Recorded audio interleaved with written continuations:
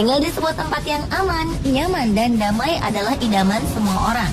Namun, tak semua orang beruntung.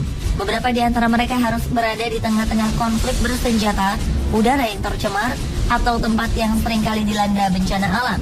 Tak heran kota-kota tersebut dicap sebagai salah satu kota paling mematikan di dunia. Pemirsa, kota mana sajakah itu? Simak dalam On The Spot Versus kali ini.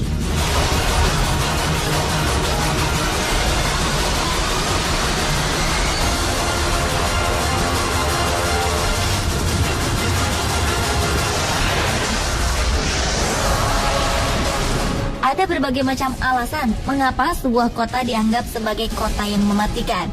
Di antaranya adalah tingginya kasus kekerasan yang terjadi. Salah satunya adalah San Pedro Sula. Kota terbesar kedua di Honduras ini merupakan tempat di mana insiden baku tembak dan kekerasan sangat sering terjadi. Setiap malam, petugas militer harus berpatroli di jalan-jalan San Pedro Sula untuk mencegah terjadinya peristiwa pembunuhan. Namun tak jarang keberadaan mereka justru menjadi sasaran empuk. Di kota ini peristiwa berdarah memang telah menjadi hal yang sangat biasa. Selama 2 tahun berturut-turut, San Pedro Sula menempati peringkat teratas dalam daftar 50 kota dengan kekerasan tertinggi di seluruh dunia. Rata-rata terjadi 169 pembunuhan setiap 100.000 penduduknya.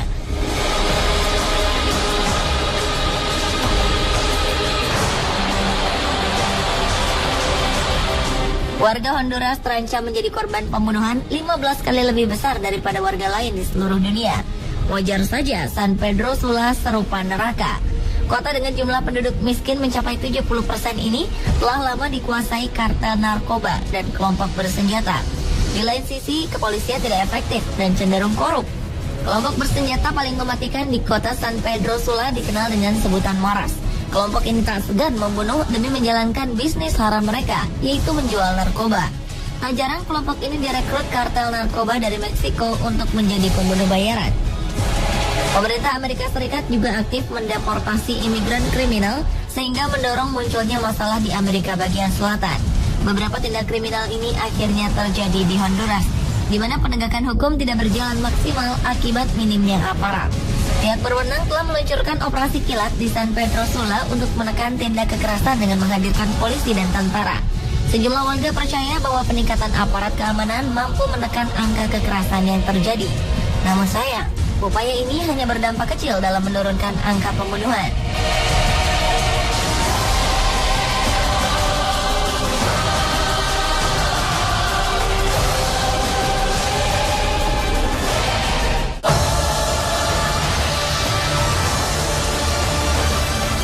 Satu lagi kota yang dianggap berbahaya karena banyaknya kasus kekerasan dan pembunuhan. Inilah Acapulco. Berbeda dengan San Pedro Sula yang penduduknya rata-rata miskin, kota yang terletak di Meksiko ini awalnya menjadi salah satu tempat favorit turis untuk menghabiskan masa liburan. Kota ini dikenal sebagai salah satu resort pantai tertua dan paling terkenal di Meksiko. Namun, Acapulco kini kian jarang dikunjungi oleh wisatawan.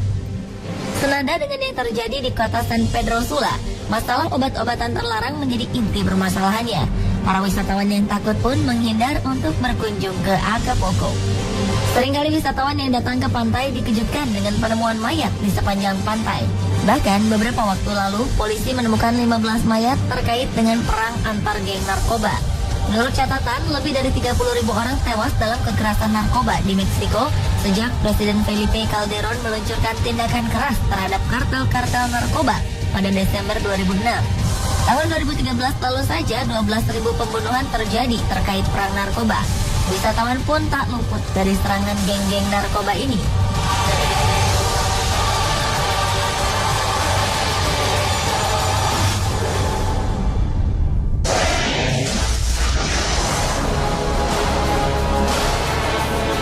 Selain dinilai mematikan karena kasus kekerasan, kota dengan tingkat pencemaran yang tinggi juga merupakan ancaman bagi warganya. Terlebih apabila udara yang kita hiruplah yang tercemar. Kota dengan polusi tinggi membuat tingkat kematian lebih tinggi 15 hingga 20% dari kota yang relatif bersih. Dan kota Ahwaz di Iran menjadi salah satu kota dengan tingkat polusi tertinggi di dunia. Di kota ini tingkat polusi berada pada kisaran angka 300. Bahkan menurut sebuah sumber nilai tertingginya mencapai 372. Angka ini menurut WHO termasuk sangat tidak sehat.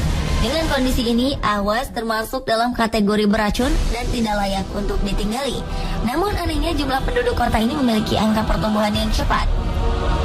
Pencemaran udara di Awas dipicu oleh buangan bahan bakar kendaraan berkualitas rendah serta industri berat seperti minyak dan gas.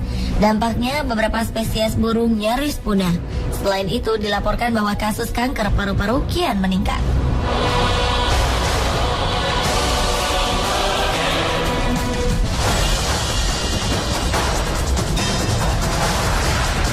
Serupa dengan yang terjadi di Awas, Iran, Ulaanbaatar juga menjadi kota dengan tingkat pencemaran udara yang sangat tinggi. Tak heran banyak warganya yang mengalami sesak napas.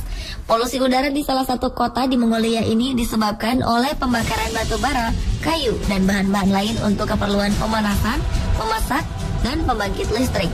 Pembangkit listrik batu bara menghasilkan asap ke langit kota yang terletak di sebuah lembah yang dikelilingi pegunungan sehingga menjebak dan menahan polusi. Di Ulaanbaatar banyak dihuni mantan penggembala dan petani yang tinggal di tenda-tenda atau gubuk-gubuk kayu. Hanya sedikit di antara mereka yang memiliki listrik. Maka mereka mengandalkan pembakaran batu bara, kayu, dan kotoran kering untuk memasak dan menjaga makanan tetap hangat. Asap pembakaran itu berkumpul dengan emisi kendaraan, menciptakan selimut kabut asap tebal yang menutupi kota hampir sepanjang tahun. Dengan tingkat polusi udara 14 kali lebih tinggi dari standar WHO, jumlah kematian prematur, bronkitis kronis, pernapasan, dan penerimaan pasien di rumah sakit meningkat pesat. Pemerintah telah berusaha untuk mengurangi masalah dengan memperkenalkan langkah-langkah seperti pembersih berbasis batu bara, bahan bakar, dan kompor modern untuk mengatasi krisis polusi. Pemerintah kota Ulaanbaatar juga menyiapkan dana yang cukup besar untuk mengembangkan bus rapid transit system.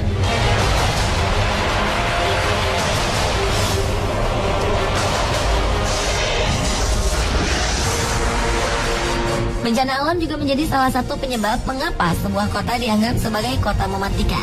Salah satunya adalah kota Gonaives di Haiti. Kota ini menjadi kota yang paling banyak disapu topan dan badai.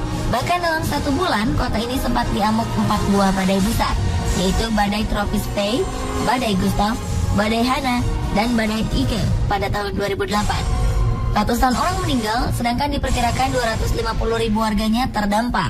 Topan tropis Hana menelan korban jiwa 61 orang dan menyebabkan banjir setinggi beberapa meter.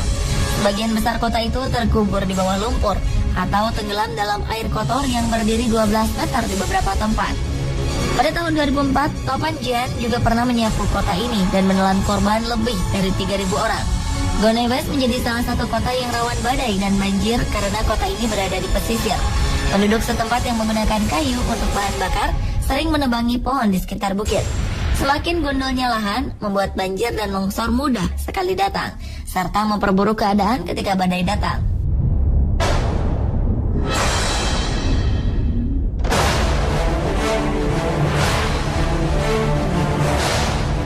Lain dengan Gonaives yang seringkali disapu topan dan badai, Teheran merupakan salah satu kota yang dianggap mematikan.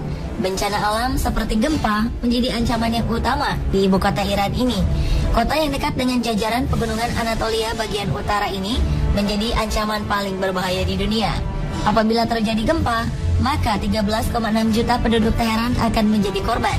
Gempa besar yang terjadi di Teheran pada tahun 1830 silam bahkan membuat kota ini menjadi kota mati. Bahkan, ancaman gempa besar sempat membuat pemerintah Iran memikirkan kemungkinan untuk memindahkan ibu kota. Hal ini dilakukan untuk melindungi warga Teheran dari dampak gempa yang diprediksi akan segera melanda Teheran. Teheran termasuk kota yang beresiko tinggi terkena bencana gempa bumi karena berada di titik benturan antara lempeng Eurasia dan Anatolia. Menurut data statistik, Teheran mengalami gempa ringan hingga 3 skala Richter setiap hari.